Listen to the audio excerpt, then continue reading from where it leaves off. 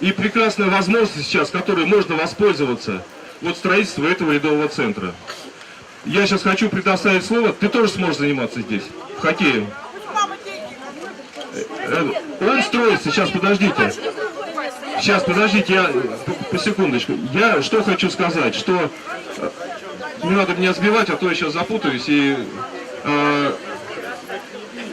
что строительство предусмотрено еще несколько объектов в городе Туле. Не заходим на территорию парка. Вы уже зашли!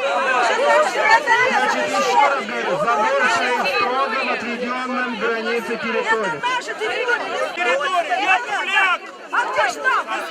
Где штабовский стадион? Где Кировский стадион? Все прекрасно! Все закрыли! Все закрыли! Давайте успокоимся. Это зона отдыха! Это зона отдыха! Не надо с плакатами. Давайте понизим градус. Куда девали стадионы все?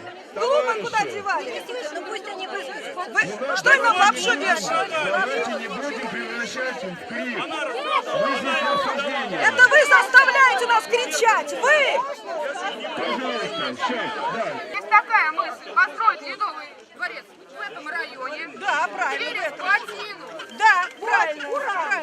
Под хлебозаводом, где гаражи, пожалуйста. Вот, молодец, молодец. Через плотину туда поставить.